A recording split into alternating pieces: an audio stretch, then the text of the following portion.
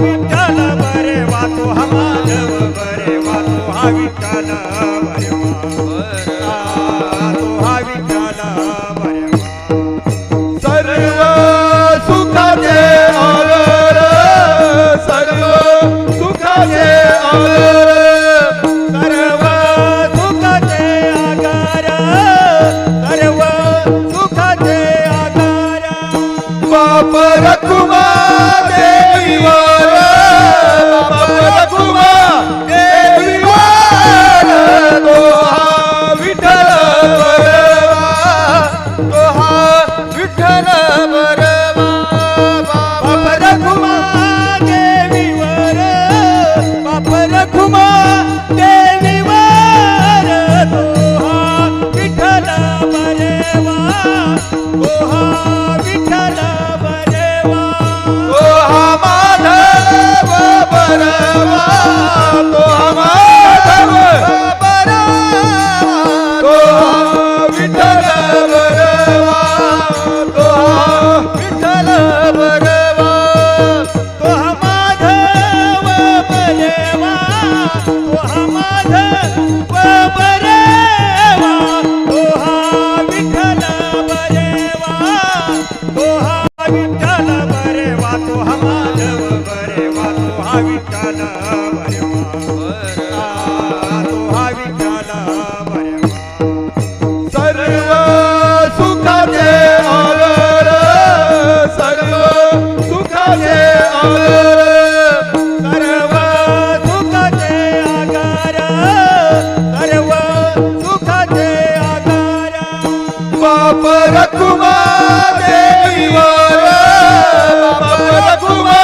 देवीवर तो हा विठ्ठल बरवा तो हा विठ्ठल बरवा बाप रखुमा देवीवर बाप रखुमा देवीवर तो हा विठ्ठल बरे वा तो हा विठ्ठल बरे वा तो हा माधव बरवा तो हा माधव बरवा तो हा विठ्ठल बरवा तो हा विठ्ठल बरवा तो हा माधव बरे वा तो हा माधव बरे वा तो हा विठ्ठल बरे वा तो हा विठ्ठल बरे वा जय जय राम कृष्ण हरी जय हरी जय जय राम कृष्ण हरी जय राम हरी जय जय राम कृष्ण हरी जय राम कृष्ण हरी जय जय राम कृष्ण हरी जय जय राम कृष्ण हरी जय जय राम कृष्ण हरी जय जय राम कृष्ण हरी जय राम कृष्ण हरी जय राम कृष्ण हरी जय राम जय जय हॅलो आवाज जरासा आता कसा येतोय म्हणताना आवाज कमी होतोय का हॅलो आता आवाज कसा येतोय हॅलो हॅलो एवढं वरडतोय म्हणलं आवाज का ओरडोय मालकाची इच्छा काय आपा बर चालत नाही पण आम्ही चालवलं अरे मालकाने इच्छा केली अभंग ह्याची दान देगा देवा पाहिजे म्हटलं ठीक आहे आमची इच्छा होती इमारत फळाली किंवा आपलं ठीक आहे चला ह्याची दान देगा देवा ह्याची दान देगा देवा तुझा विसरण व्हावा तुझा विसरण व्हावा तुझा विसरण व्हावा तुझा विसरण व्हावा तुझा विसरण व्हावा तुझा विसरण व्हावा गुन्हा गायन आवडी पुन्हा गायन आवडी गुन्हा गायन आवडी पुन्हा गायन आवडी ह्याची माझी सर्व जोडी ह्याची माझी सर्व जोडी हेच माझी सर्व जोडी हेच माझी सर्व जोडी हेच माझी सर्व जोडी लगे भोवती संपदा मुक्ती धन संपदा लगे मुक्ती धन संपदा संत संग दे सदा संत संग दे सदा संत संग दे सदा संत संग दे सदा संत संग दे सदा संत संग दे सदा पुन गायन आवडी सर्व जोडी हेची माझी सर्व जोडी तुका म्हणे गर्भवासी का म्हणे गर्भवासी तुका म्हणे गर्भवासी का म्हणे गर्भवासी सुखे घालावे आमासे सुखे घालावे आमासे सुखे घालावे आमाशी सुखे घालावे आमाशी सुखे घालावे आमाशी सुखे घालावे आमाशी गुण गायन आवडी गाईन आवडी गुण गायन आवडी गाईन आवडी हेची माझी सर्व जोडी हेची माझी सर्व जोडी हेच माझी सर्व जोडी हेची माझी सर्व जोडी हेची माझी सर्व जोडी हेची माझी सर्व जोडी विठोबा रखुमाई विठोबा रखुमाई विठोबा रखुमाई विठोबा रखुमाई विठोबा रखुमाई रखुमाई विठोबा रखुमाई विठोबा रखुमाई विठोबा रखुमाई विठोबा रखुमाई विठोबा रखुमाई विठोबा रखुमाई विठोबा रखुमाई विठोबा रखुमाई विठोबा रखुमाई विठोबा रखुमाई विठोबा रखुमाई विठोबा रखुमाई विठोबा रखुमाई विठोबा रखुमाई विठोबा रखुमाई विठोबा रखुमाई विठोबा रखुमाई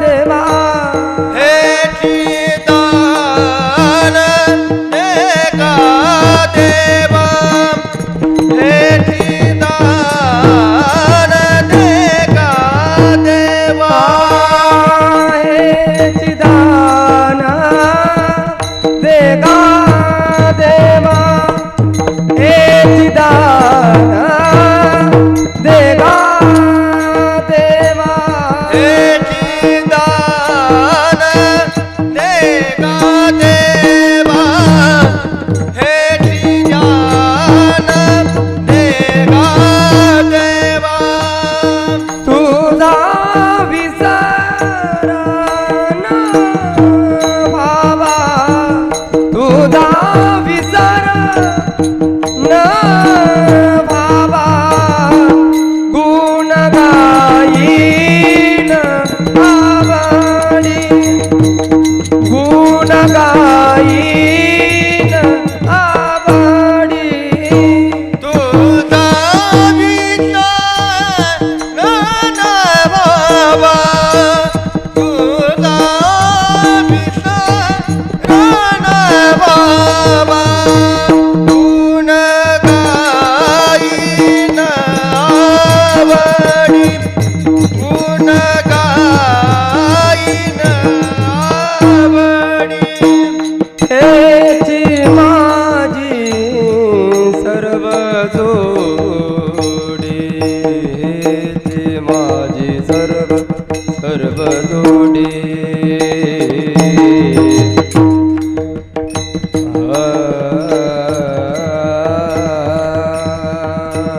हेची माझी सर्व जोडी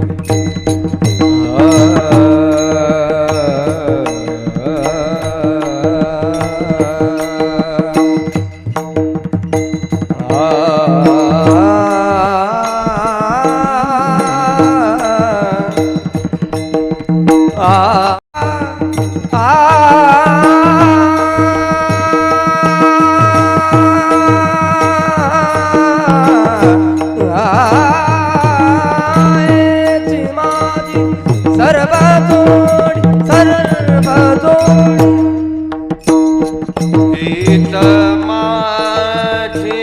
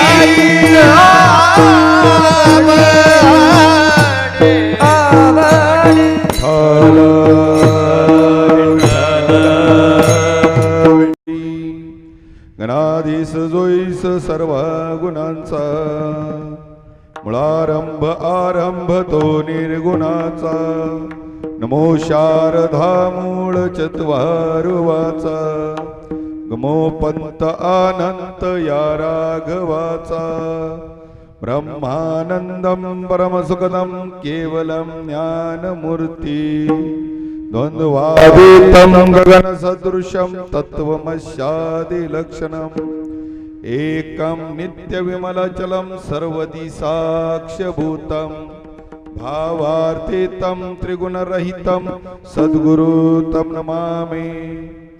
गुरुर्ब्रह्मा गुरुर्विष्णु गुरुर्देवो महेश्वरा गुरु साक्षात परब्रह्म तस्मै श्री गुरुवे नमः। जयांचे केलिया स्मरण ओय सकळ विद्येचे अधिकरण तेचे वंदू श्री चरण श्री गुरूंचे ते नमस्कारोनी आता महायोग पिटे तटे भीमरथ्यम वरम पुंडलीकाय दातो मुनीन्द्रम मागस्त तिष्ठन्तमानंद कंदम परब्रह्मलिंगम भजे पांडुरंगा। पांडुरंगा करू प्रथम नमन पांडुरंगा करू प्रथम नमन पांडुरंगा करू प्रथम नमन पांडुरंगा करू प्रथम नमन दुसरे चरण संताचिया दुसरे चरण संताचिया तुझरे चरण संताचिया तुझरे चरण संताचिया त्यांच्या कृपादाने कथेचा विचारू त्यांच्या कृपादाने कथेचा विचारू ज्याच्या कृपादाने कथेचा विचारू ज्याच्या कृपादाने कथेचा विचारू त्यांच्या कृपादाने कथेचा विचारू बाबाजी सद्गुरुनाथ तुका बाबाजी सद्गुरुनाथ तुका ज्याच्या कृपादाने कथेचा विचारू बाबाजी सद्गुरु नाथ तुका बाबाजी सद्गुरु नाथ तुका। ओम नमो ज्ञानेश्वर ओम नमो ज्ञानेश्वर ओम नमो ज्ञानेश्वरा ओम नमो ज्ञानेश्वरा करुणा कर करुणा कर तुमचा अनुग्रह लाभलो तुमचा अनुग्रह लाभलो करुणा करा या दयाळा करुणा करा या दयाळा तुमचा अनुग्रह लाभलो तुमचा अनुग्रह लाभलो। ओम नमो ज्ञानेश्वर करुणा कर दयाळा तुमचा अनुग्रह लाभलो लाभलो पावन झालं चरण ओम नमो ज्ञानेश्वरा करुणा करा दयाळा तुमचा अनुग्रह लाभलो लाभलो पावन झालो चराचरी। पावन झालो चराचर। अनंत कोट ब्रह्मांड नायक समर्थ गुरुदेव दादा गुरुदेवांच्या चरण कमलावर नतमस्तक होऊन आज या उकिरणे गावामध्ये खऱ्या अर्थानं मनुष्याच्या जीवनामधील अतिशय महत्त्वाचा असणारा टप्पा आहे बरं का। लोक म्हणतात महाराज असं का म्हणतात, कलियुगात ही गोष्ट जरी सोपी असेल तर पाठीमागचा जर अभ्यास केला तर फार अवघड गोष्ट आहे का नाही। आणि म्हणून नवीन अशी उभी राहिलेली ही वास्तू आणि या वास्तूचं औचित्य साधून खऱ्या अर्थानं बघा मी नेहमी सांगतो एखाद्याच्या पुण्यतिथीला नाही कीर्तन झालं तरी चालेल, पण आयुष्याची सुरुवात ज्या वेळेस करायची ना त्यावेळेस मात्र हरिनामात झाली तर ती सगळ्यात श्रेष्ठ आहे. विठ्ठल म्हणून मला थोडासा आनंद वाटतो. कसं आहे, माणसं कलियुगामध्ये दुःखात देवाला आठवता येत नवल नाही, पण सुखात देवाला जो आठवतो त्याला देवाला आठवायची गरजच पडत नाही. विठ्ठल म्हणून देवाने सुद्धा एकदा असं सांगितलं बर का, ज्या वेळेस भगवान परमात्मा प्रसन्न झाले, कुणाला? कुंतीला प्रसन्न झाले आणि कुंतीला विचारलं या मृत्यू लोकांमध्ये सगळ्यात चांगलं सुख कशाला म्हटलं आणि दुःख कशाला म्हटलं. सुख कशाला म्हटलं जातं आणि दुःख कशाला म्हटलं जातं. त्यावेळेस साध्या सोप्या भाषेत तिनं लगेच भगवंताला उत्तर दिले, देवा तुझं स्मरण म्हणजे सगळ्यात मोठं सुख आहे आणि तुझं विस्मरण सगळ्यात मोठं दुःख आहे. विठ्ठल म्हणून बघा इथं आल्यानंतर आज मागणी घ्यावी हा माझ्या विचार डोक्यातला नव्हता. मला आपले आप्पा आले, आप्पा म्हणले भाव मालकाची इच्छा आहे. म्हणलं काय? म्हणले आज ह्याची दान देगा देवा अभंग घेतात. म्हणलं बसतोय का? मी म्हटलं नसल बसतोस तरी दाबून बसू, बसवणं काय अवघड आहे का? आणि ज्याला बसवता येत नाही तो कीर्तनकार होऊ शकत नाही. विठ्ठल अभंग कोणताही असो पण तो ठरलेल्या विषयाला त्या अभंगाला धरून चालला की कीर्तन ओके. काय अवघड असतं का? असं खायचं काय ना असं खायचं काय आहे का? फक्त हे भरलं म्हणजे समाधान. विठ्ठल सेवा करता घेतलेला अभंग देऊचे संत जगद्गुरू तुकोबारायांचा 4 चरणांचा मागणीपर प्रकरणातील अभंग. विठ्ठल अभंगाच्या प्रथम चरणात महाराज सांगतात हेची दान देगा देवा. कुणाला मागणं मागितलंय? देवाला. मागणारे तुकोबाराय. मागणारे कोण आहेत? तुकोबाराय. मागतात कुणाला? देवाला. देव म्हणजे बारीक नाही बरं का, या अखंड ब्रह्मांडाचा मालक आहे. त्या भगवंताचं मागणं, भगवंताला मागणं मागितलंय. काय मागितलंय? भगवान परमात्मा प्रसन्न झाल्यानंतर तुकोबारायची भक्ती बघितली आणि त्या भक्तीला बोलून देवानी तुकोबारायाला सांगितलं, तुकोबाराया काय इच्छा आहे तुमची, काय मागणं आहे? त्यावेळेस त्या भगवंताला हात जोडून तुकोबाराया सांगतात, भगवंता द्यायचंच असेल तर हे दान मला दे. काय? हेची दान देगा देवा, तुझा विसर न व्हावा. बघा मागणारे तुकोबाराया भगवंताला काय मागणं मागतात? हेची दान देगा देवा. हे देवा हेच दान दे. कोणतं? तुझा विसर न व्हावा. कुणाचा विसर न व्हावा? देवाचा विसर न व्हावा. हे मागणं आहे बर का. तुम्ही म्हणताला अभंग झाला सगळा, मागितले काय ते काही कळलं नाही. हेच मागणं आहे, तुला न विसरणं हे मागणं आहे. देवाने सांगितलं ही इच्छा जर पूर्ण केली तर काय कराल? मग मात्र भगवंता गुण गायीन आवडी, आवडीना तुझा गुण गायला आहे का नाही. ज्याची खावी भाकरी त्याची करावी अशी म्हण आहे ना, आहे का नाही. ज्याची खावी त्याचीच. मग जर देवाने आपल्याला हे दान दिलं तर काय? गुण गायीन आवडी, आवडीना तुझा गुण गाय. तुकोबा अरे तुला प्रसन्न कोण झालंय कळतंय का? कोण प्रसन्न? अरे देव ब्रह्मांडाचा मालक आहे. सगळ्या दावी माझ्या हातात आहेत, पाहिजे ती द्यायला तयार आहे. अरे योग्या जप्या तप्याला सुद्धा दुर्लभ आहे. ती मुक्ती घे ना, धन घे. माझ्या तुकोबारायाने सांगितलं भगवंता नलगे मुक्ती धन संपदा. नको मुक्ती, नको धन, नको. द्यायचंच असेल ना देवा तर काय दे? संत संग देई सदा. बघा मुक्तीला सुद्धा नाकारलं, धनाला नाकारलंय, सगळ्या गोष्टी नाकारल्यात. सहज प्राप्त होत होत्या पण या सर्व गोष्टी नाकारल्या आणि मागताना तुकोबाराया म्हणतात संत संग देई सदा. द्यायचंच ना देवा तर संतांची संगत आहे. तुकोबा संत संगत फक्त मृत्यू लोकात आहे. संत संगत कुठं आहे? स्वर्गात नाही, पाताळात नाही, फक्त या मृत्यू लोकात आहे. आणि या मृत्यू लोकात जर संत संगत पाहिजे असेल तर पुन्हा पुन्हा जन्माला यावं लागेल. पुन्हा पुन्हा जन्माला यावं लागेल. आणि प्रत्येक वेळेस जन्माला येताना गर्भवासाचं दुःख भोगावं लागेल. कशाचं? गर्भवास.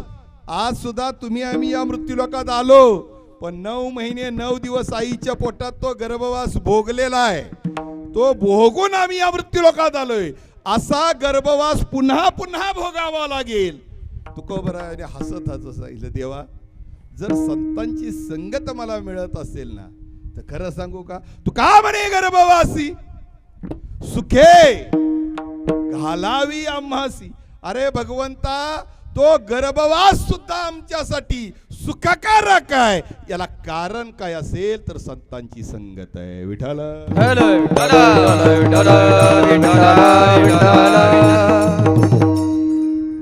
अभंग बऱ्यापैकी कळला असेल. आबा कळला ना? हा, आता काय शिल्लक असो बघा ना. म्हणजे मला आनंद का वाटला, जीवनाचे कोणत्याही चांगल्या गोष्टीची सुरुवात करताना दशरथ अप्पा नेहमी भगवंताच्या हरिनामाने व्हावी. आलं का लक्षात?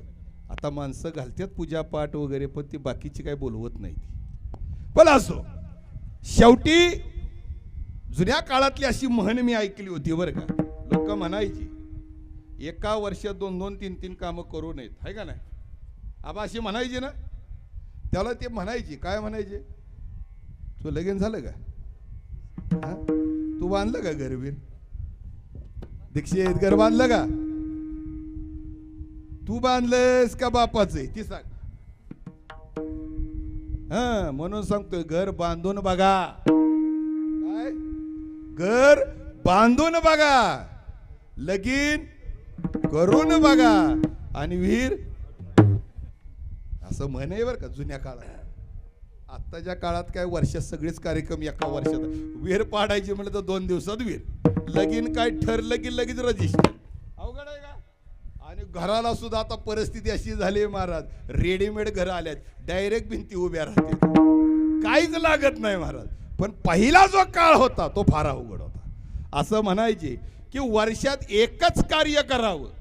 त्यावेळच्या लोकांची परिस्थिती तशी होती, त्यावेळच्या लोकांची वैचारिक बैठक तशी होती. आत्ताचं कलियुग आहे, त्यावेळची माणसंही वेगळी आणि आजची माणसंही वेगळी झाली. विठ्ठल असो. आणि म्हणून पहा, जीवनामध्ये खऱ्या अर्थानं सुख देणारी वस्तू काय असेल तर ही वास्तू आहे. पहा, म्हणून प्रत्येक मनुष्याच्या जीवनामधील प्रापंचिक कार्य करत असताना 3 गोष्टी फार महत्वाच्या आहेत. जीवनामध्ये असं घर असावं की त्या घरामध्ये बसल्यानंतर आयुष्यातला सीन जावा. आलं का लक्षात? म्हणून त्या घराला घरपण येणं हे फार महत्वाचं असतं. आणि म्हणून सकाळ धरणं काय सत्यनारायण वगैरे सगळा झाला का? काका गेले का? पूजापाठ मंत्र बिंत्र सगळं आटपलं असेल, आहे का नाही? आता हे कीर्तन कशासाठी एखादा विचारल शाना म्हणाल वास्तुक शांती. आता ह्याच्यात कीर्तनाची गरज काय?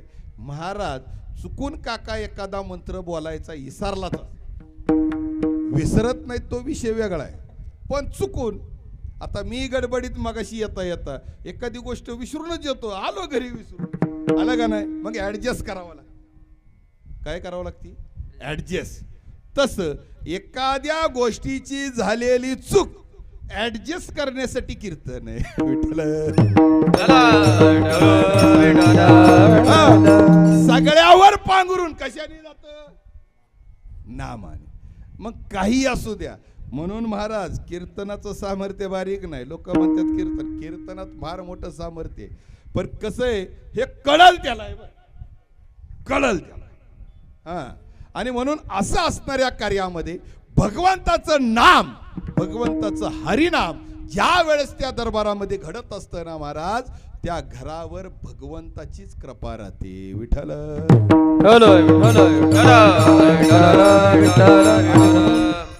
ग्रस्त साधा आहे. तो ग्रस्त एकदम साधा माणूस आहे, आयुष्यामध्ये काबाड कष्ट करणार आहे, कष्ट करून आपलं जीवन चरित्र जगणारं व्यक्तिमत्व येतो. ते चंद्रकांत साळुंके ना, हा चंद्रकांत साळुंके.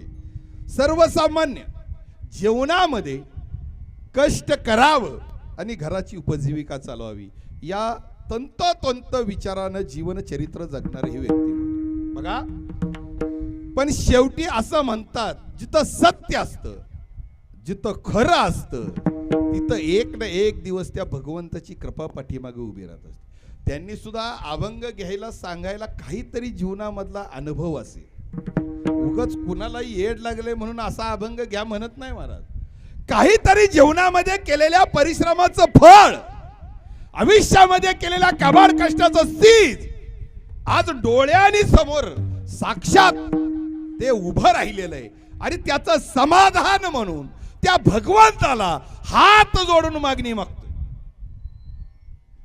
मागणारा साधा सहस्य ग्रस्त आहे, काय का नाही, ना ज्ञान ना ब्रह्मज्ञान काय आहे का, काही नाही. पण एवढी मात्र हृदयामध्ये एक इच्छा आहे की हे सगळं उभं राहिलंय ना, हे त्या देवाच्या आशीर्वादानं उभं राहील. कमीत कमी एवढा मानणारा जरी वर्ग असेल ना महाराज, एवढा जरी देवावर विश्वास ठेवला ना, तरी देव त्याच्यावर कृपा केल्याशिवाय राहत नाही. एवढं सामर्थ्य त्या देवाचं आहे. विठ्ठल त्यांनी ठरवलं, आज खऱ्या अर्थानं माझे झाले समाधान. आज समाधान काय, समाधान आहे एवढं मोठी वास्तुरूपी या ठिकाणी उभी राहिलेली. आता मागायचंच काय देवाला? तुमचा प्रपंच झाला, मुलं झाली, प्रपंच झाला, घर झालं, शेती झाली, सगळं मिळालं, काय शिल्लक आहे का आता काय शिल्लक राहिलंय का? मग आता एवढं सुख मिळाल्यानंतर खरंच सांगा, चंद्रकांतला सुद्धा वाटत असेल ना, आईला एवढं सगळं सुख मिळालंय आणि चुकून जर त्या देवाला विसरलो, जर विसरलो तर काय, आणि विसरल्यावर काय होतं महाराज? पथतील खाणी चौऱ्याची चा, पथतील खाणी चौऱ्याची चा, पद्धतीला खाणी चौऱ्याची चा, पद्धतीला खाणी चौऱ्याची चा. विसरली तया थोर झाली हानी, विसरली तया थोर झाली हानी, विसरली तया थोर झाली हानी, विसरली तया थोर झाली हानी. पद्धतील खाणी चौऱ्याची चा, पद्धतील खाणी चौऱ्याची चा, पद्धतीला खाणी चौऱ्याची चा, पद्धतीला खाणी चौऱ्याची चा. बघा, एवढी जाणीव अंतकरणात ठेवा. विसरली तया थोर झाली हानी. किती हानी? हानी किती आहे माहितीये का? महाराज अभंग म्हणून गेले, पण आम्हाला काय माहिती, गोड वाटले बघ, आहे का नाही? किती हानी आहे? 35 खाणी 84च्या. इतकं सोपं नाही. म्हणून त्यांनी ठरवलं, एवढा प्रवास करण्यापेक्षा राहू कुठं? देवाच्या जवळ. कुठं राव? देवाच्या जवळ. आणि एकदा का जीवनामध्ये देवाने आपलं म्हटलं, देवाच्या जवळ राहायला मिळालं की मग मात्र तुम्ही नक्कीच म्हणू शकता, झाले समाधान. हा, आणि म्हणून मी सांगतो ना मायबाप, या मृत्यूलोकामध्ये देवाची कृपा होणं इतकं सोपं नाही. देवाची कृपा होण्यासाठी आयुष्यामधील काही भाग हा संतांच्या संगतीत घालवावा लागतो, साधूच्या संगतीत घालवावा लागतो. आणि संत संगत, साधूची संगत जर जीवनामध्ये मिळाली तर देवाची कृपा तुमच्यावर झाली. विठ्ठल त्यांचे जे आजोबाच ना पहा, समर्थ गुरुदेव दादांच्या सानिध्यामध्ये ज्या वेळेस या उकिरड्यामध्ये समर्थांचं येणं असायचं, कार्य असायचं, त्या कोणत्याही कार्यामध्ये कोणतीही अपेक्षा न ठेवता समर्थांच्या सानिध्यामध्ये पडेल ती सेवा करणार ते व्यक्तिमत्व. म्हणून मला वाटतं घरावर मगाशी सांगितलं, आबांची कृपा, आबांची आशीर्वाद. हा, कमीत कमी भाग्यवान आहेत ती कुळ का, की ज्यांच्या कृपेने साधू संतांची संगत जीवनामध्ये मिळाली. तुम्हाला आज काय मिळालंय त्याचा विचार करू नका, पण ते मिळत असताना पाठीमागं आयुष्यभर केलेल्या कष्टाची ही पोच पावते. आणि म्हणून हे सहज मिळत नाही. लोक म्हणतात एखादा सहज मोठा होतो, कधीच होत नाही होते, इतकं सोपं नाही. म्हणून तर मी नेहमी सांगतो, पेरणी चांगली असेल तर फळ चांगलं. आलं का लक्षात? म्हणजे अमृताची फळं आज चाखाय मिळतात. अमृताचं फळ तुमच्या जीवनामध्ये प्राप्त आहे, पण त्याचं बी सुद्धा अमृतच लागतं. बरं काय लागतं? अमृतच लागतं. जर बी अमृताचं असेल तर वेल, आणि वेल अमृताचा असेल तर फळ. बघू बर, एखादं कारल्याचं बी लावा आणि केशर आंबा खायला मिळतो का? बघा बर, कारलं केसरासारखं गोड लागते का? नाही होतो महाराज. म्हणून जशी पेरणी तसं तुमचं फळ, जसं तुमचं कर्म तसं तुमचं. म्हणून जीवनामध्ये अमृताची फळे अमृताच्या वेली, तेची पुढे चाली बीजाची या, ऐसियाचा संग देई नारायणा, ओलावा वचना जयाची या. विठ्ठल विठ्ठल विठ्ठल विठ्ठल विठ्ठल विठ्ठल. तुमच्या कुटुंबावर आयुष्यभर केलेल्या या परंपरेमध्ये भगवंताची असणारी आस्था, त्यावर असणारी तुमची श्रद्धा, आणि तुम्ही ज्या नीतीनं या व्यावहारिक जीवनामध्ये आपलं आचरण ठेवलेलं आहे, त्या आचरणाचं हे प्रतीक आज तुमच्या जीवनामध्ये उभं राहिलंय. असो, फक्त हात जोडून त्या भगवंताला एवढंच मागा, आज जे तुझ्या कृपेनं मिळालेले ना, हेच फक्त सांभाळण्याची ताकद तुम्हाला द्यावी, एवढंच भगवंता तुला माझं मागणं आहे. विठ्ठल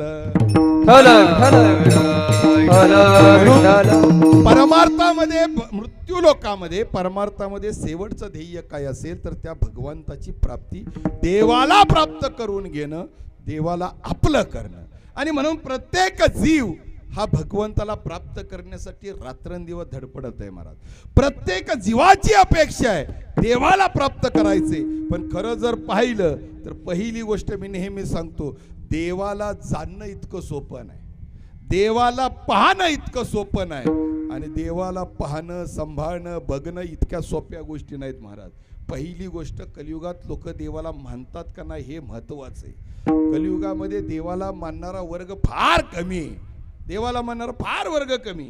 अहो, आम्ही सुद्धा कलियुगात परमार्थ करतो, म्हणजे देव भेटावा म्हणून आवा परमार्थ नाही. देव भेटावा म्हणून परमार्थ चालू आहे का तुमचा? खरं सांगा बरं, देव भेटावा म्हणून परमार्थ करणारी किती मंडळी असतील? चंद्रकांत, देव भेटावा म्हणून परमार्थ करतोय का? कशासाठी परमार्थ करतोय महाराज? देवासाठी परमार्थ कलियुगात कोणच करत नाही. क्वचित असा एखादा मनुष्य असेल. परमार्थ सुद्धा मनुष्य प्रपंचासाठीच करतो, प्रपंचासाठी. प्रमाण आहे, वाढावे घरी व्हावे. प्रपंचासाठी परमार्थ करणारी आम्ही मंडळी, देवासाठी परमार्थ आमच्या जीवनात कधी घडणारही नाही. पण खरं सांगू का महाराज, तुम्ही देवाच्या परमार्थाने प्रपंच सुखकारक होतो हे सुद्धा अजून जीवाच्या लक्षात. परिस्थिती काय? परमार्थात परमार्थ सुख मिळवून देतं, पण परमार्थातलं सुख नुसत्या परमार्थापुरतं नसतं, तर ते परमार्थातलं सुख प्रपंचासाठी सुद्धा तेवढंच महत्वाचं असतं. आणि म्हणून मी नेहमी सांगतो, आमचे महाराज नेहमी सांगतात, परमार्थ असा, प्रपंच असावा नेटका, कुठे ना दिसावा फाटका, पण त्याच्यामध्ये असावा हरिनामाचा तुटका. विठ्ठल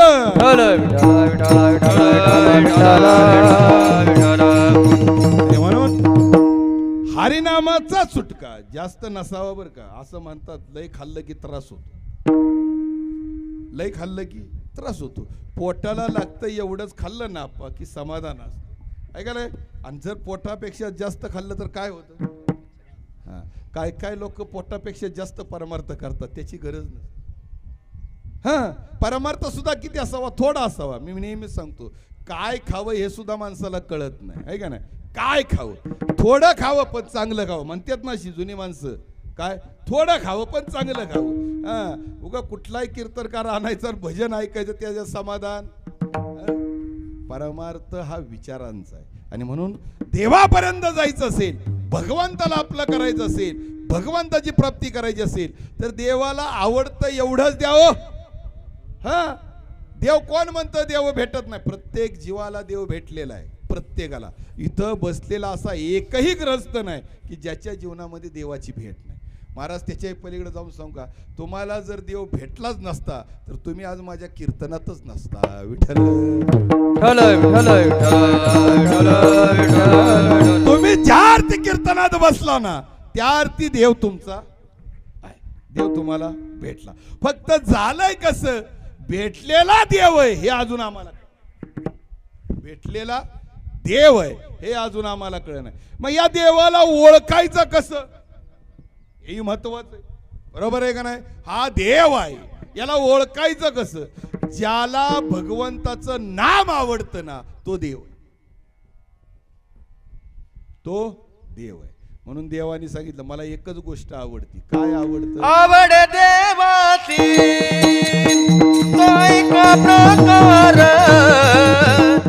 आवड देवाची तो एक प्रकार, आवड देवाची तो एक प्रकार, आवड देवाची तो एक प्रकार. नामाचा उच्चार रात्र दिवस, नामाचा उच्चार रात्र दिवस, नामाचा उच्चार रात्र दिवस, नामाचा उच्चार रात्र दिवस. हे तुळशी बाळा गळा, गोपी चंदन टिळा, तुळशी बाळा गळा, गोपी चंदन टिळा. तुळसी माळ गळा, गोपी चंदन टिळा, तुळसी माळ गळा, गोपी चंदन टिळा. आवडे देवासी तो एका प्रकार, नामाचा उच्चार रात्र. देवाला काय आवडतं तर देवाला नाम आवडतं. म्हणून मी नेहमी सांगतो महाराज, जीवनामध्ये ज्याच्या मुखामध्ये भगवंताचं नाम आहे त्याच्याजवळ भगवंत उभा आहे. देव कसा आहे? उभा आहे. फक्त या देवाला आवडणारी गोष्ट म्हणजे देवाचं नाम आहे. आणि ज्यांच्या जवळ नाम आहे तिथं प्रत्येकाच्या ठिकाणी भगवंत उभा आहे. फक्त जाणणं गरजेचं आहे की देवाला हे आवडतं. म्हणून मी नेहमी सांगतो बघा, नामाने मृत्यू लोकामध्ये कोण तरला नाही असा एक नाही. आता खरं सांगा, नामाने जर दगड तरत असतील तर माणसं तरल्याशिवाय राहतील का महाराज? तरणार का नाही तरणार? पण माणसाला नामावर विश्वास, कशावर विश्वास नाही? नामावर. जेवढा तुमचा देवावर विश्वास आहे ना तेवढा जर तुम्ही नामावर विश्वास ठेवला असताना तुमचा सुद्धा तरणं ठरल्या. पण तरण्यासाठी नामाने दगड तरला जातो, मग जीव तरला जाईल का नाही जाईल महाराज? बरं, हे डोळ्यांनी पाहिलेलं आहे, बघितलेलं आहे तुम्ही, आहे का नाही? टाकलेले दगड पाण्यात बुडत होते का तरत होते? तरत होते. जर निर्जीव दगड सुद्धा नामाने तरत असेल तर तुमचा प्रपंच तरला असता का नसता? तरल का नाही तरल? लोक म्हणतात प्रपंचात काय फायदा? अरे प्रपंचासाठी तर फायदा आहे. कोण म्हणतं प्रपंच? अरे निर्जीव दगड तरत असेल तर चालू प्रपंच तरणार नाही? तरणार नाही का महाराज? तुम्ही वापरत नाही तर काय बोलावं तुम्हाला? तुम्ही त्याचा वापर करा, बघा बर प्रपंच तरतोय का नाही तरत? तरतो. अरे तो आमच्यासाठी संजीवन आहे. आमच्यासाठी काय ते संजीवन आहे. जसं ती लक्ष्मणाला बाण लागला, बाण, आणि जाऊन ते डोंगर आणला ती संजीवनी पाजली, बरोबर आहे ना? तसं प्रपंचामध्ये तरण्यासाठी आम्हाला सुद्धा नाम मारक आहे, तारक आहे. फक्त परिस्थिती काय झाली महाराज माहिती आहे का? नामापर्यंत तुम्हा आम्हाला पोचता येत नाही. हे नाम आहे हे जीवाला कळत नाही. आणि ज्या दिवशी नारदाच्या गादीवर उभा आहे, ज्या दिवशी तुमच्या जीवनामध्ये नाम कळल ना, तुम्ही सुद्धा तरल्याशिवाय राहणार नाही एवढी गॅरंटी मिळेल. अवघे होती लाभ एका या चिंतने, नाम संगीत. तुला ठेवा. कुणाला शरण जायचंय? कुणाला शरण जायचंय? संतांना सद्गुरुशी शरण जाय त्यासी काय प्राप्त आहे? ब्रह्मप्राप्ती. ब्रह्म म्हणजे कोण? ब्रह्म म्हणजे कोण? एवढा उघड आहे? ब्रह्म म्हणजे कोण? अहम ब्रह्मा. मी कोण आहे? मी कोण आहे? ब्रह्म आहे. ब्रह्म म्हणजे कोण? अव देव. अजून कळा ना. त्याच्या पुढे जाऊन सांगू देव कुणाला म्हणते ही तरी माहिती आहे का महाराज? जो घेतो तो देव का जो देतो तो देव? देतो ते. मग आबा तुम्हाला काय दिलं देवाने? तुम्हाला काय दिलं? दिलं की काय दिलं नाही? दिले म्हणा की दिले इंद्रिय हात पाय कान दिले इंद्रिय हात पाय कान डोळे मुख बोलाया वचन डोळे मुख बोलाया वचन केले ते जोडती नारायण तेरे तू जोडती नारायण नाते जीवपन भवरोगा नाते जीवपन भवरोगा नाचे जीवपण दिले इंद्रिय हात पाय म्हणजे कोणी दिलं? कोणी दिलं? देवानी. काय दिलं देवानी? हात दिले, पाय दिले, बोलायला तोंड दिलं. दिलं का नाही? पायाला डोळे दिले. देणारा कोण आहे अप्पा? देव. देवानी दिलं ह्याचा विश्वास आहे का? आहे ना? हा म्हणजे तो देतो म्हणून तो कोण आहे? देव. मग खरं सांगा बरं, कधी कधी देवाला विचारलं का रात्रंदिवस एवढं कष्ट करतोयस, काबाड कष्ट करतोयस, चहा बी घेतलास का? विचारलं का? हा मग खरं सांगा बरं, एवढं काबाड कष्ट करणाऱ्या देवाला जर एखाद्या दिवशी वाटला सुट्टी घ्यावी तर काय वाईट वाटायची गरज आहे तुम्हाला? आता आमचा संतोष करे मगाशी येता येता म्हणलं संतोष काय रे? काय नाही म्हणलं कीर्तनाला निघालो. येतोस का? हा येतो. म्हणलं कस काय? मग मालकाला काय सांगतो? मालकाला सांगतो आज सुट्टी टाकली म्हणून. होय टाकली सुट्टी. आला माझ्या बरोबर. आता मालकाने काय दिवसभर? मालक दिवसभर बरोबर आहे का नाही? ह्याचं काय गेलं? टाकली सुट्टी आला निघून. तसं त्याने जर ठरवलं आज सुट्टी टाकावी, कुणी? देवानी जर ठरवलं आज आपण सुट्टी घेऊया 24 तासासाठी, काय होईल हो महाराज? महाराज लय अवघड आहे. माणसाला कळ नाही. देवानं जर सुट्टी घेतली तर सगळी माणसं कीर्तनाला नवं बरं का, देवाच्या भजनाला बोलावं लागतील. इतकं अवघड आहे महाराज. आणि तरी समाजाला कळ नाही देव आमच्यासाठी काय करतो म्हणे. अरे देवानं जे केलं ना या जगाच्या बाजारात तुमच्यासाठी कोणी काय केलं नाही, कोणीच करू शकत नाही. एवढं देवाने दिलंय. मग त्या देवाला आवडतंय तेवढं घ्या ना एकदा. काय देवाला फक्त आवडणारं नाम जपा हो. अहो सगळ्या इच्छा पूर्ण होतात. कोण म्हणतं पाहिजे ते मिळतं, पाहिजे ते. आणि म्हणून देवाला भजणं, देवाला आवडणारी कृती करणं मनुष्याच्या सगळ्या इच्छा पूर्णत्वाला जात असतात. आणि म्हणून अशा तुझी चिंता त्याचे सर्व आहे तुझी चिंता त्याचे सर्व आहे सर्व आणि म्हणून माऊलीनं सांगितलं श्री गुरु सारिका आस्था बाटी राका इतरांचा लेका. आपा एवढं सगळं बघितल्यावर तुकोबारायांची सुद्धा टूप पिटली. कोणाची टूप पिटली? तुकोबारायांची. माऊलींचा कालखंड 1200चा, तुकोबारायांचा 1600चा. तुकोबाराया म्हणले माऊलींना ज्या अर्थी सांगतात ना काय मी तरलो आणि माझा उद्धार ज्याने झाला ते कुणामुळं? श्री गुरुमुळे. मग तुकोबारायाने विचार केला आपल्याला तर श्री गुरु पण नाही, आपल्याकडं गुरु नाही, आपण काय करायचं? कुणी? तुकोबारायाला प्रश्न पडला. मग तुकोबारायांनी सरळ धावा केला. म्हणजे बाकी कुणाला हाकच मारायची नाही. मग त्यांनी सरळ त्या भगवंताला हाक मारायला सुरुवात केली. देवाला प्रश्न पडला तुकोबाराया हाक मारतोय पण आता याचा जर उद्धार करायचा असेल तर गुरु होणं गरजेचं आहे. आणि मग त्या पांडुरंग परमात्म्याने त्या भगवंतानी माझ्या तुकोबरायासाठी गुरु रूप धारण केलं आणि मग तुकोबरायाने तो अभंग लिहिला कोणता?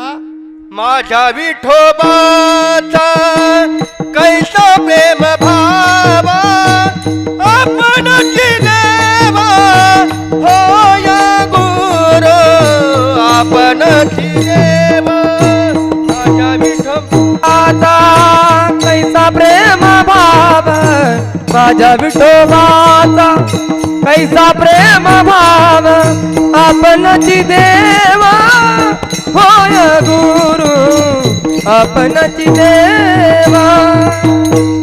जसं भगवंताला हाक मारली तो भगवान परमात्मा गुरु रूपामध्ये तुकोबरायांना भेटण्यासाठी आला. बघा, माझ्या विठोबाचा कैसा प्रेम भाव आपणची देव होय गुरु. माझ्यासाठी तो भगवान परमात्मा गुरु रूपात आला आणि गुरु रूपात आल्यानंतर त्या भगवंताने विचारलं तुकोबराया एवढं भजन एवढा धावा अव झालाय काय? कशासाठी हाका मारत होता?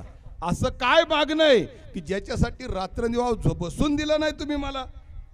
उठता बसता तुमचा धावा चालू आहे. आता म्हणलं नक्की काय तुमची अपेक्षा आहे, काय मागणं आहे?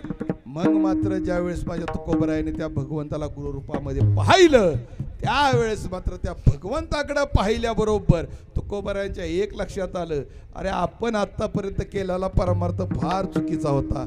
आपल्याला कळलं की जीवनामध्ये परमार्थ फार सोपा आहे. अरे म्हणले बाकीच्यानो काहीच करू नका तुम्ही, तुम्हाला जर देवापर्यंत जायचंय ना लय सोपं आहे. म्हणले काहीच करू नका. काय करू तुकोबराया? काय नाही हो, फक्त तेवढा भाव ठेवा. कुठे? गुरुचरणी ठेविता भाव गुरुचरणी ठेविता भाव गुरुचरणी ठेविता भाव गुरुचरणी ठेविता भाव आपोआप भेटे देव आपोआप भेटे देव म्हणून गुरुची भजावे म्हणून गुरुची भजावे आपोआप भेटे देव आपोआप भेटे देव म्हणून गुरुची भजावे म्हणून गुरुची भजावे. अनुभव आला बरं. कुणाला अनुभव आला? तुकोबरायाला अनुभव आला. अनुभव आला म्हणून आप्पा त्यांनी सांगितलं, उगा माझ्यासारखं रात्रंदिवस उपयोग नाही. सोपा परमार्थ आहे, फार सोपा, काहीच करू नका म्हणले. माझ्यासाठी सुद्धा माझा देव गुरु झाला म्हणून मला कळलं. कधी? तुकोबरायाने सांगितलं म्हणून मला कळलं. म्हणून गाड्यानं तुम्हाला आता जागा करतो, सोप्या भाषेत सांगतो, काहीच करू नका. फक्त काय करा? गुरुचरणी ठेविता भाव आपोआप भेटे देव. आपोआप, काहीच लागत नाही. देवाला बघायचंय ना, मी सुरुवातीला सांगितलं होतं, देव भेटावा, देव पाहावा, देव बघावा, प्रत्येकाची इच्छा आहे का नाही? किती सोपं आहे. तुकोबरायाने सांगितलं काहीच करू नका, फक्त भाव ठेवा. कुठे? गुरुचरणावर. फक्त भाव ठेवा, आपोआप देव भेटतो.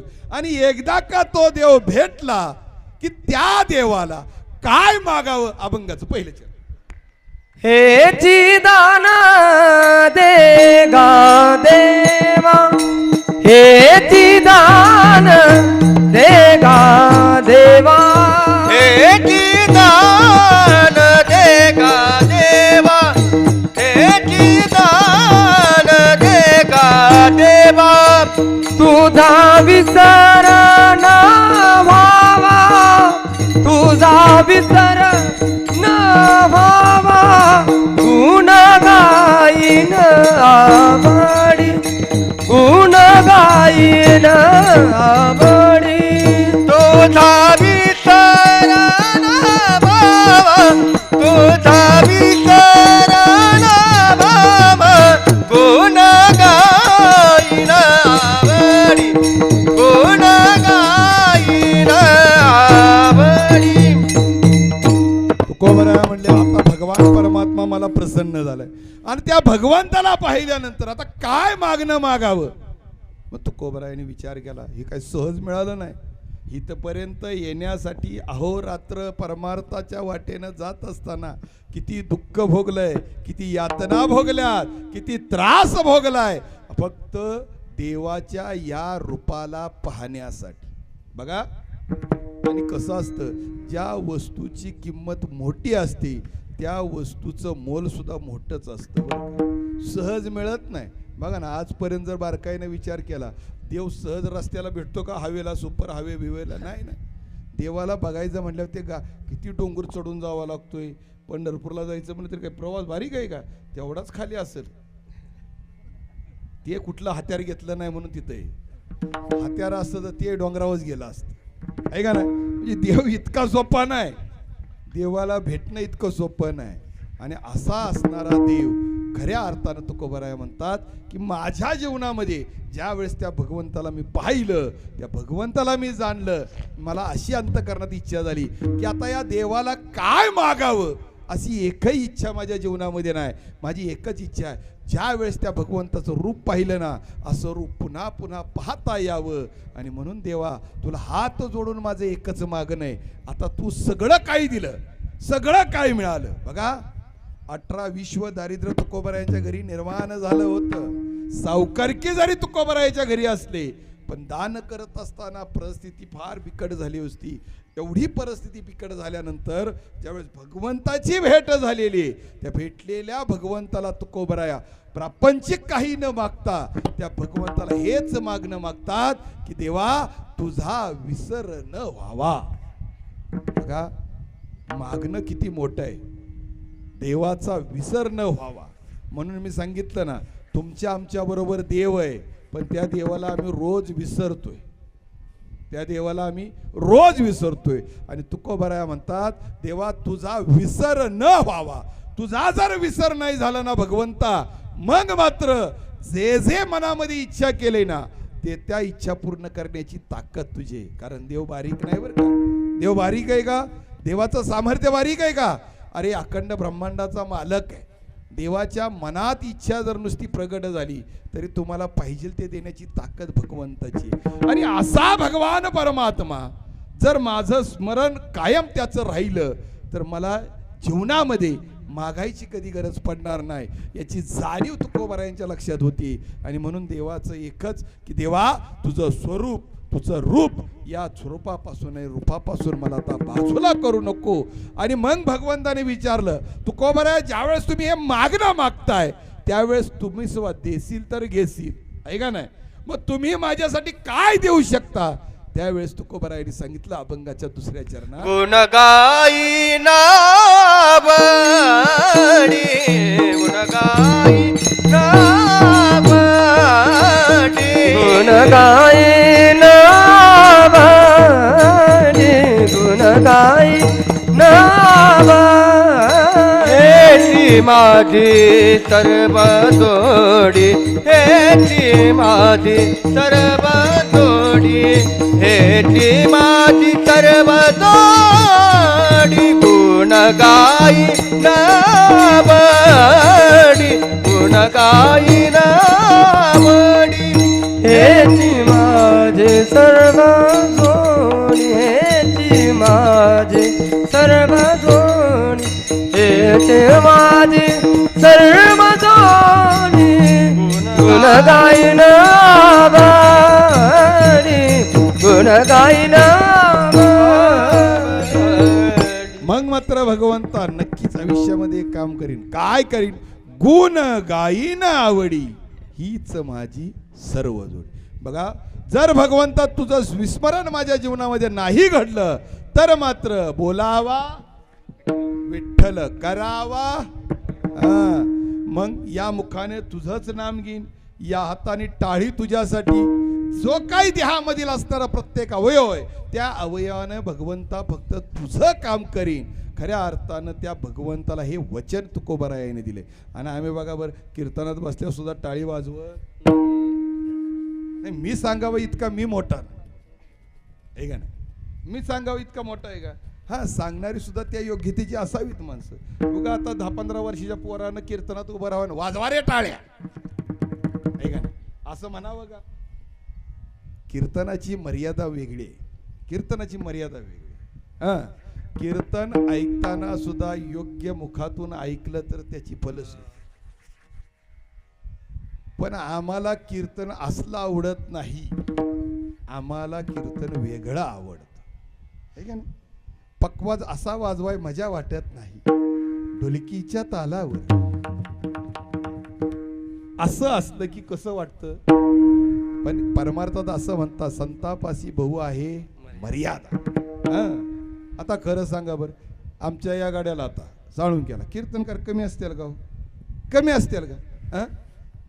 2-4 हजार दिल्यावर ढीग लागेल की काय लागेल? ढीग लागेल, ढीग. पण खरं सांगा, एखाद्या वेळेस जर पुरगी बघायची ठरवली, घरात लगीन करायचंय, पोराला आता पुरगी बघावी, मी म्हणतोय सुभासराव रस्त्यावली एखादी कुठली धरून आणली तर का फरक पडतोय? का फरक पडतोय? होय आप्पा, तुमच्या पोराचं करायचंय ना आता? नाही जमत. मग तुम्ही कशाला एवढं बघता? ही घरानं कोणतं, हे खानदान कोणतं, हिचा बाप काय, ह्याची परंपरा काय? बरोबर आहे का? सगळं तपासून घेता. मी म्हणतोय सगळं तर आहे की या रस्त्यावलेला, पण डोळं आहेत, कान आहेत, तोंड आहे, सगळं आहे की. पण का घरान काय काय म्हणते ती? घराना. प्रपंचात घराना बघताय, परमार्थात घराना चालत नाही का? तो कोबरायाने पहिल्या देवाला प्रश्न विचारला, ए तू मला ज्ञान शिकवतोय, तुझी परंपरा काय आहे ते सांग. ते काय आपल्यासारखं हुराळी मिंडी लांडग्याच्या तसलं नाही केलं, कुणाच्या मागलं बोंबलत नाही हिंडले तो कोबराया. तो कोबराया म्हणले, खानदानी आहेस का, परंपरा आहे का, तर सांग. देवाला, तुम्हा आम्हाला नाही बरं का, देवाला विचारलं. ठीक आहे, तू उपदेश करतोयस, मला सांगतोय, पण तुझी परंपरा काय सांगावं लागलं देवाला. राघव चैतन्य केशव चैतन्य सांगितली गुण मालिकेची, सांगितली गुण मालिकेची. राघव चैतन्य केशव चैतन्य सांगितली गुण मालिकेची, सांगितली गुण मालिकेची. डेपोटे, ही परंपरा कोणाची? परंपरा कोणाची आहे? तुकोबारायांची. तुकोबारायांनी विचारलं, देवा तुझी परंपरा काय? म्हणून परमार्थात जर परंपरा गरजेची आहे, चंद्रकांत, प्रपंचात नसेल का? लागती हो, प्रपंचात सुद्धा परंपरा लागती. आणि म्हणून त्याचाच प्रपंच नीट होतो जो परंपरेतला येतो. उगा इडी बिडी आणली तर घराचा कार्यक्रमच लागतो. आता रात्री एक आली माझ्याकडे बघा, पोरा कशावर उडी मारली होती त्या पुरीनं. 7-8 महिन्याची गर्भ पुरगी आहे, 20-22 किती वर्षाची, मी तर बघितली नाही. किती वर्षाची? हा, 30 वर्षाची पुरगी त्या कंपाऊंडवरनं उडी टाकून आली. 7-8 महिन्याचं पोरग. आयला म्हणलं काय इडी? मी म्हटलं कुठून आली? काय नाही म्हटलं. काय सांगा ना, पाऊस पाणी. मग तिला ठेवलं, तिला खाया घातलं, तिला म्हणलं सकाळ कार्यक्रम आटपापलं, पडदिशी हाला. आता एवढी 7-8 महिन्याचं पोर पोटात आहे आणि कंपाऊंडवरनं उडी टाकून पुरगी जर येत असेल तर पुरगी किती विचित्र असेल. हे असं असतं बरं का, ज्याला परंपरा नसती का नाही त्याचा खेळ असा आहे. आलं का लक्षात? म्हणून परंपरेला किंमत आहे महाराज. उगा माणसं तपासतात का? ही तपासणे याच्यासाठी गरजेचं आहे. आणि म्हणून महाराज तुकोबारायने सुद्धा प्रश्न केला. म्हणून मी म्हटलं, कीर्तनकार अनेक आहेत, तो कीर्तनकार अनेक आहेत. समाजात कीर्तनकार कमी आहेत का? आता आमच्या आबाला काय कीर्तनकार भेटणार नाही का? भेटणार का नाही? पण आबा म्हणतो नाही नाही, कीर्तन भावनेच करायचं. का? त्यांना माहित आहे, देवाला जर आपल्या जवळ ठेवायचं असेल तर कीर्तनकार सुद्धा तसाच असावा. ताब्यात पाहिजे लो, देव ताब्यात पाहिजे. देव कुणाजवळ आहे आबा? देव कुणाजवळ आहे? देव गुरु पासी आहे. हे देव नको ते देव नको, द्यायचंय ना तर एवढं दे. आणि लयच इच्छा असेल देवा, काय लयच इच्छा असेल, देव म्हणल चांगली देतो.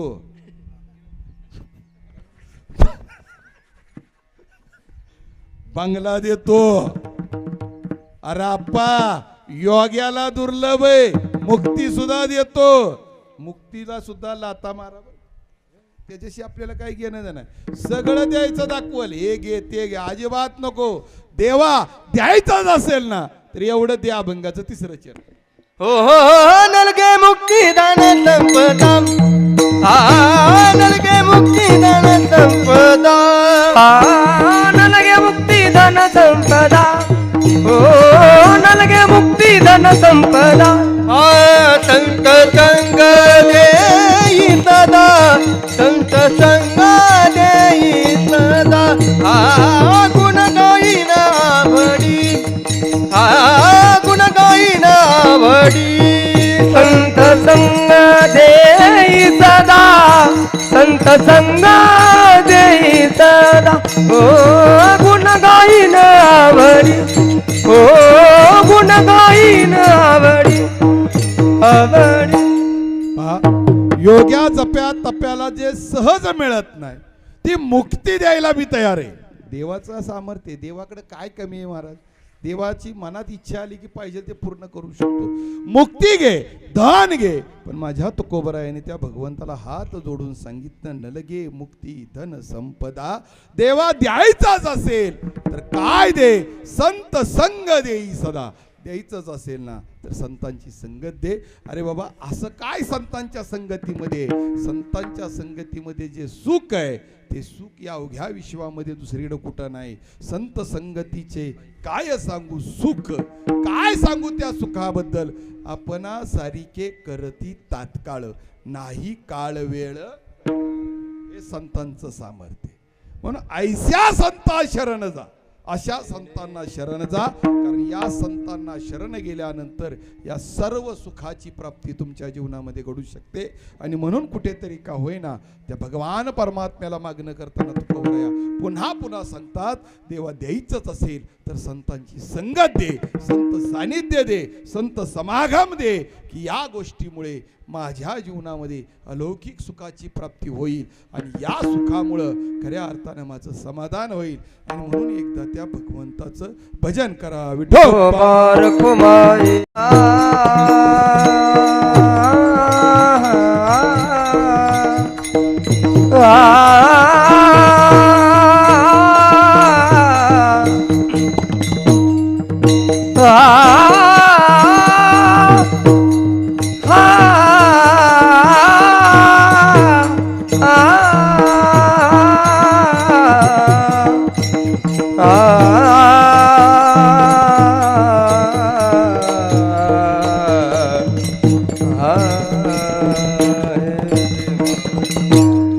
सुखे घाला हे आमासी सुखे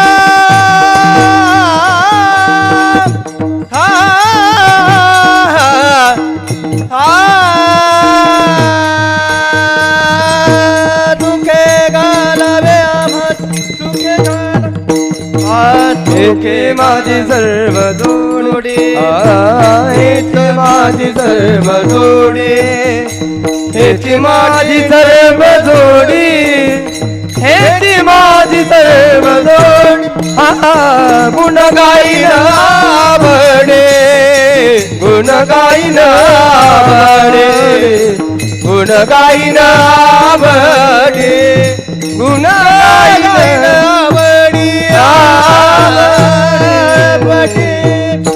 तुका म्हणे गर्भवासी सुखे घालावे आम्हासी.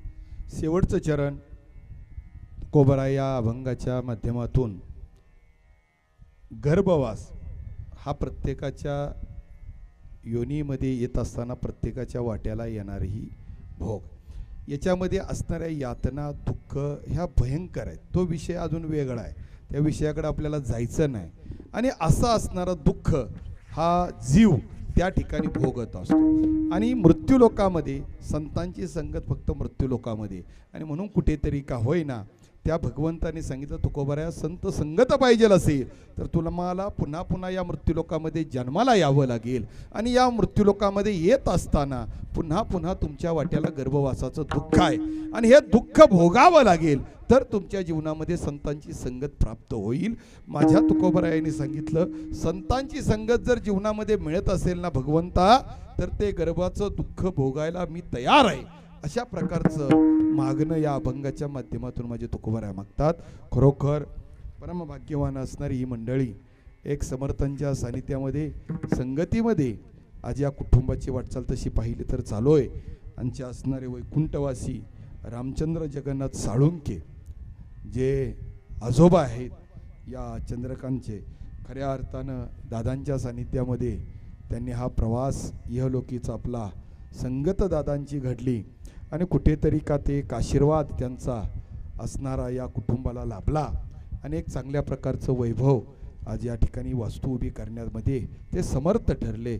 आणि त्याचप्रमाणे त्यांचे असणारे चुलते आपल्या सर्वांचे परिचित असणारे भगवान रामचंद्र साळुंके आपल्या सर्वांना ज्ञात आहेत.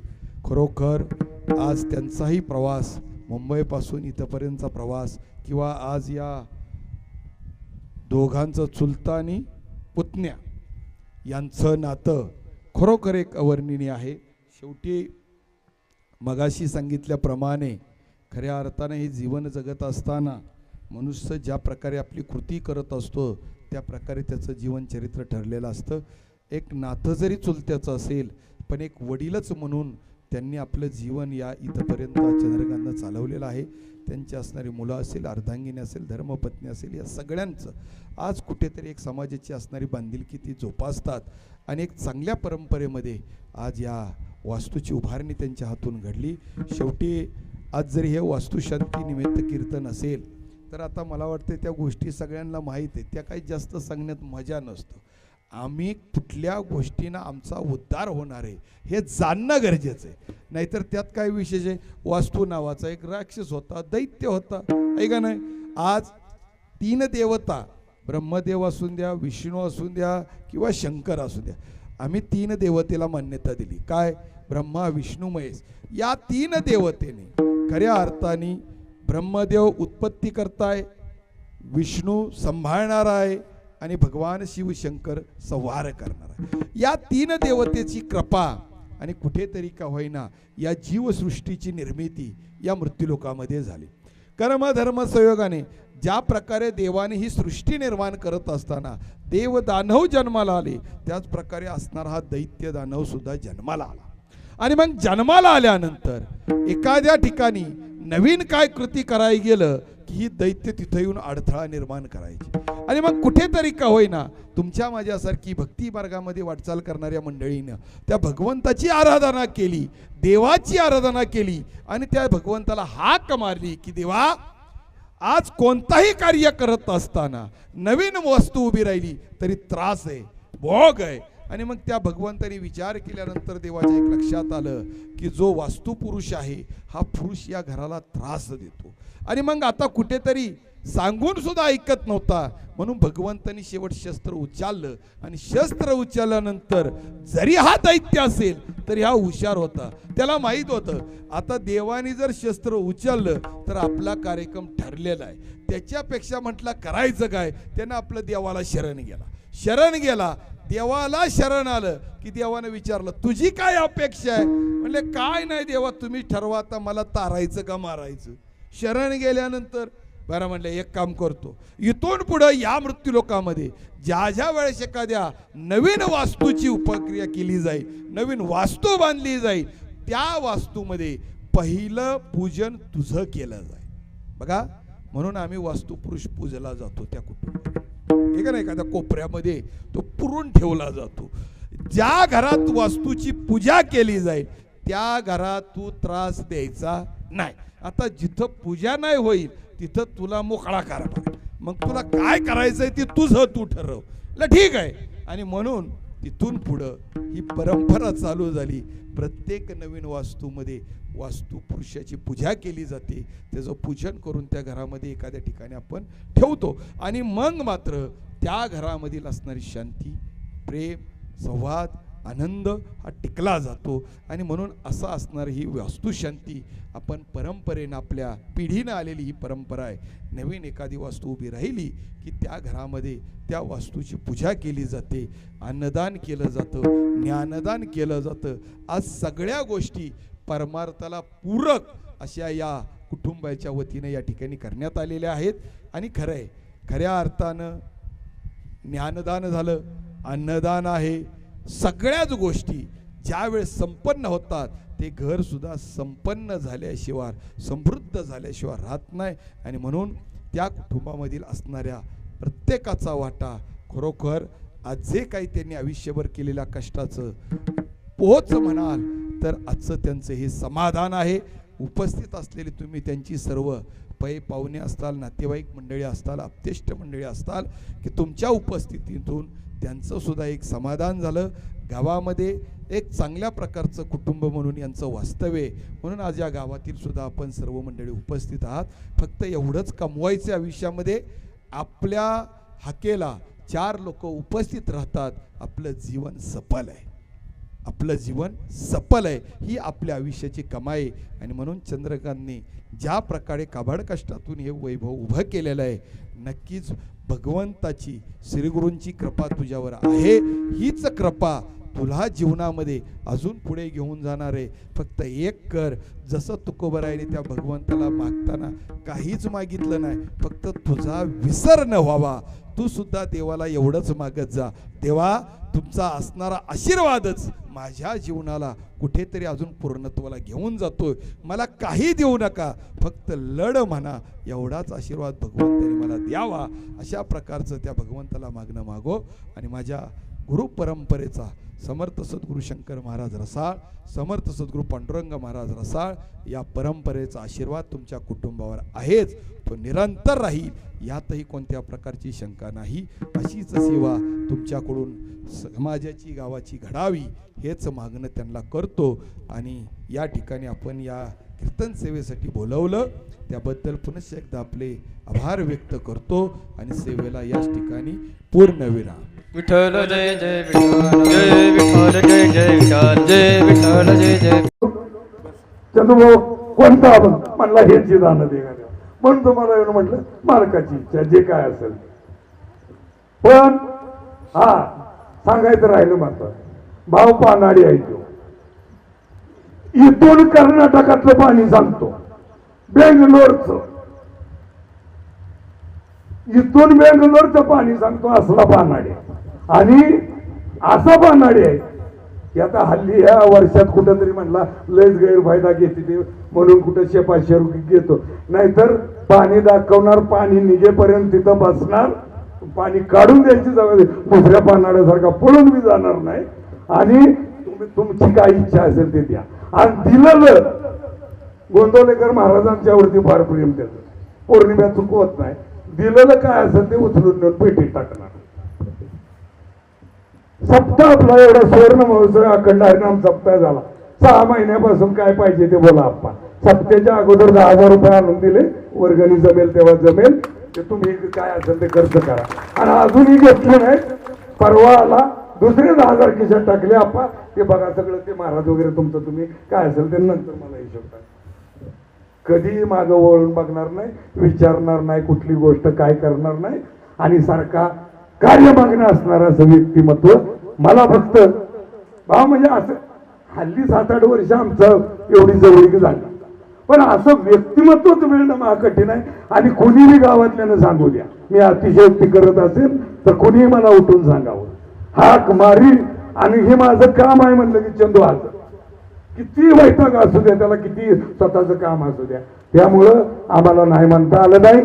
आणि निसर्गानं कालचा को सांगता सांगता राहिलो भाऊ, या उकिरडे गावामध्ये असं चक्रीवादळ घुसलं की त्याचं नाव तेच. भाव थोडाच झाला, इथपर्यंत मंडप होता, हाच मंडप, आणि हा पूर्ण मंडप बांधलेला होता संपूर्ण उचलून एका ठिकाणी नेऊन टाकला.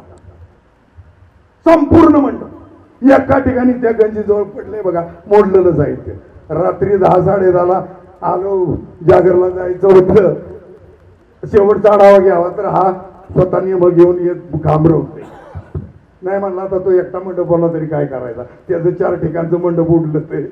म्हणून म्हणजे पण जिद्द त्याची, संप्रदायावरची निष्ठा आणि ते काय आवरणे नाही ते मी शब्दात वर्णन करू शकत नाही भाऊ. म्हणून मी 8 तास तुम्हाला धरला की भाऊ यावं लागते. लागोपाठ 2 दिवस कीर्तन. उदयी रेस्टिंगवाल्या बाबांचं वर्षश्राद्ध आहे, तिथं तर हक्कानं असणारच होतं, पण हे जोडून आलं. आणि त्यामुळे भावना सांगितलं भाऊ तुम्हाला लिहावं लागतंय 14-15 तारीख, पर्याय नाही. कारण त्याचा हट्टच असा आहे, तो तुम्हालाही पुरवावा लागेल आणि आम्हालाही पुरवावा लागेल. कारण त्याचं समाजासाठी आणि संप्रदायासाठी देणंच एवढं आहे की बोलायचं काम नको. आणि संपूर्ण कुटुंबच आहे, त्याची धर्मपत्नी असेल, 2 मुली असतील आणि हा मुलगा असेल, सगळ्यांचं तुम्हाला सांगतो समाजाप्रती देणं आणि संप्रदायासाठी तर जे काय असेल ते कधी फक्त खाजगी. आणि तो दुसऱ्या दिवशी विचारायला येत नसतो भाऊ तुमचं काय झालं, फक्त कार्यक्रम कसा झाला एकच शब्द असतो, छान झालं, ओके झालं, चला चालला पुढं, काय कमी. इतकं सुंदर असल्यामुळं आम्ही तुम्हाला विनंती केली भाऊ, तुम्ही आला, अतिशय समाधान झालं.